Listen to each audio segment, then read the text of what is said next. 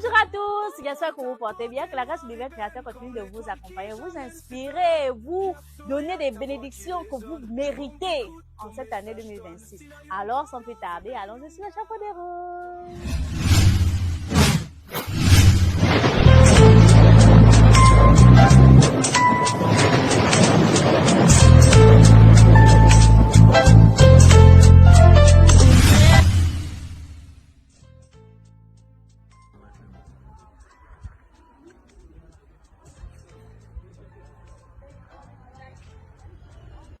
L'originalité sur cette planète, c'est que le bon sens n'est pas la chose la mieux partagée. Qui depuis des années déjà, beaucoup de pays d'Actebulan, en Afrique, parce que demande le retour des objets pillés par l'Occident. S'il vous plaît, rendez pour nous, rendez.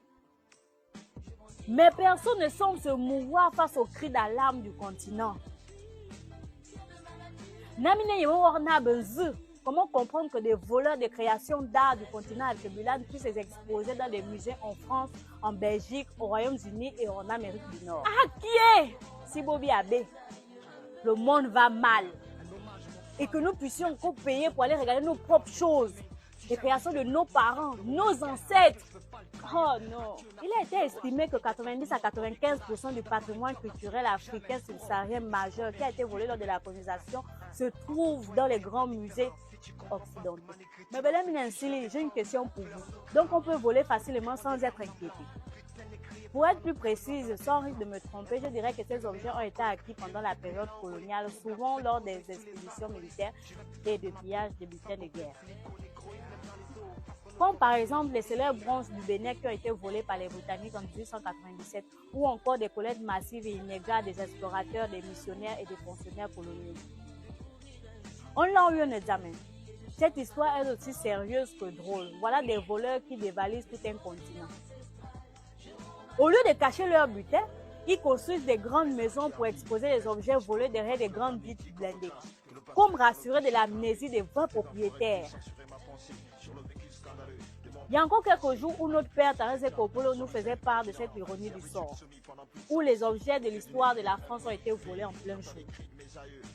Depuis, une chasse à l'homme a été lancée. J'espère au moins que l'Occident sait aujourd'hui ce que nous, mélaninés, ressentons depuis le pillage de notre patrimoine culturel. Le retour de ce patrimoine est une étape cruciale pour la restauration de notre identité, de notre dignité et de l'histoire de nos nations. Le retour de ces objets est important. C'est aussi un retour aux sources, car il permettra à nos descendants de renouer avec les éléments fondamentaux de leur culture. Là, j'ai fini de parler. N'oubliez pas de partager, car la vie, c'est le partage. Alors, je vous souhaite une bonne journée.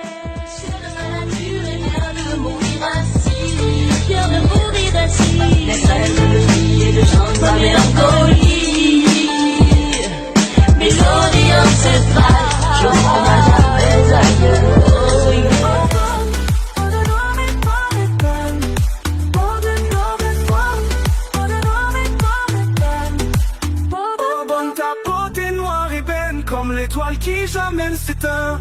Bien sûr, y'a ta voix qui résonne. Le monde t'écoute, ton message tonne. Si la yonko, ton amour spirituel fait vibrer nos âmes.